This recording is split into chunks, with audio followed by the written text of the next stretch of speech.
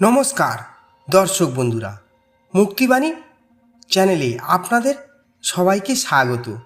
আজকের ভিডিওতে আমরা এমন একটি বিষয় নিয়ে আলোচনা করব যা বর্তমানে সারা দেশে আলোচনার কেন্দ্রবিন্দুতে রয়েছে। সেটি হলো ভারতের বিভিন্ন স্থানে ইসকনের খাদ্য বিতরণ ও মিড ডে মিল প্রকল্পের বাস্তব অভিজ্ঞতা।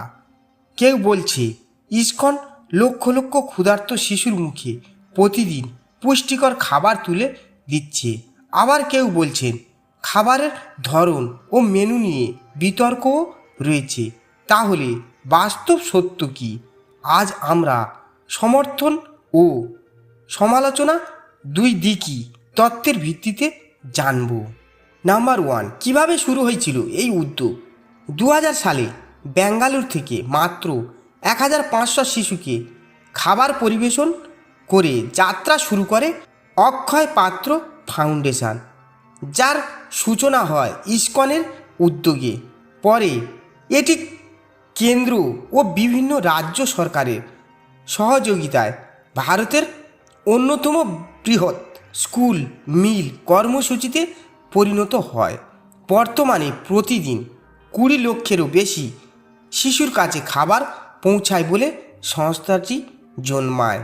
অধ্যায় 2, কোন কোন রাজ্য কাজ করছে এই প্রকল্প? কর্ণাটক, উত্তরপ্রদেশ, রাজস্থান, গুজরাট, উড়িষ্যা, অন্ধ্রপ্রদেশ, তেলেঙ্গানা, আসাম, মহারাষ্ট্র সহ একাধিক রাজ্যে পরিচালিত হয়েছে, যা হচ্ছে বিভিন্ন স্থানে আধুনিক কেন্দ্রীয় রান্নাঘর থেকে হাজার হাজার স্কুলে প্রতিদিন নির্ধারিত সময়ে খাবার পৌঁছে দেওয়া হয়। অধ্যায় 3, ইতিবাচক অভিজ্ঞতা। অনেক শিক্ষক, অভিভাবক ও প্রশাসনের মধ্যে খাবারের স্বাস্থ্যবিধি বজায় রাখা হয়। আধুনিক যন্ত্রে রান্না হওয়ার মান নিয়ন্ত্রণ সহজ হয়। সময় মতো খাবার পৌঁছানোর ব্যবস্থা রয়েছে। দরিদ্র পরিবারের শিশুদের নিয়মিত পুষ্টিকর খাবার পেতে সুবিধা হয়েছে। বিদ্যালয়ের উপস্থিতি হার বৃদ্ধিতেও এই ধরনের কর্মসূচির ইতিবাচক ভূমিকা রয়েছে বলে বিভিন্ন প্রতিবেদনে উল্লেখ করা হয়েছে। অধ্যায় 4, সমালোচনা ও বিতর্ক। তবে সব অভিজ্ঞতা একরকম নয়।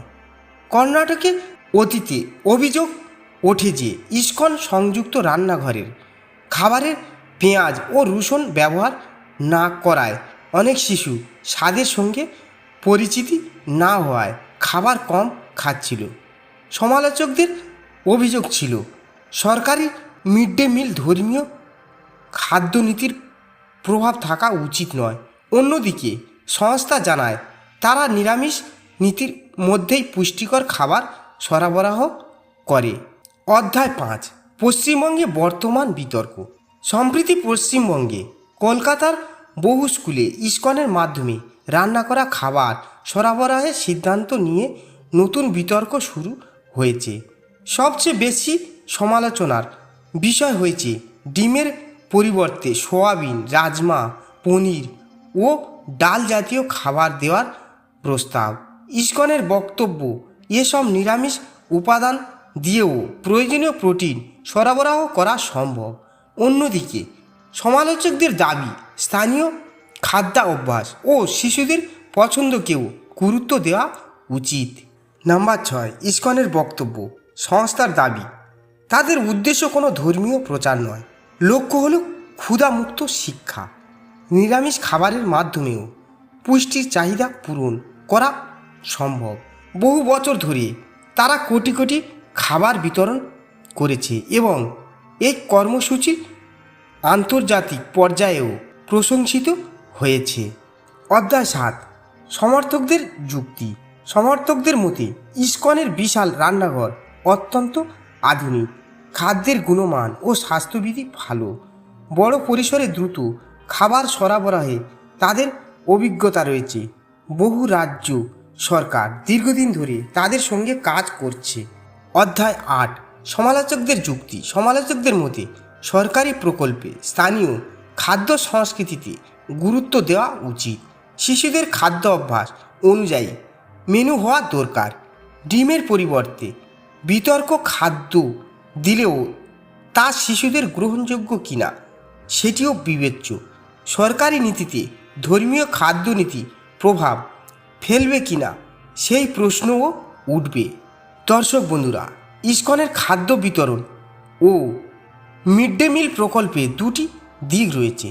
একদিকে লক্ষ লক্ষ শিশুর কাছে প্রতিদিন খাবার পৌঁছে দেওয়ার একটি বড় সামাজিক উদ্যোগ, অন্যদিকে খাবারের ধরন, পুষ্টি, স্থানীয় খাদ্য সংস্কৃতি এবং সরকারি নীতির প্রশ্নে বিতর্কও রয়েছে।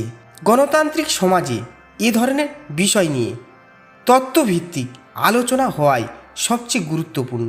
আমাদের উচিত সমর্থন বা সমালোচনা দুই পক্ষে যুক্তির বিচার করে মত গঠন করা।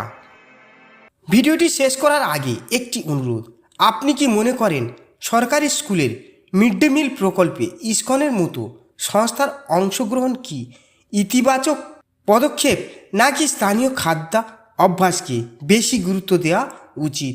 আপনার মতামত অবশ্যই কমেন্টে লিখুন। ভিডিওটি ভালো লাগলে লাইক করুন, বন্ধুদের সঙ্গে শেয়ার করুন এবং মুক্তিবাণী চ্যানেলটি সাবস্ক্রাইব করে পাশে থাকা বেল আইকনটি চাপুন। হরে কৃষ্ণ, রাধে রাধে, ধন্যবাদ।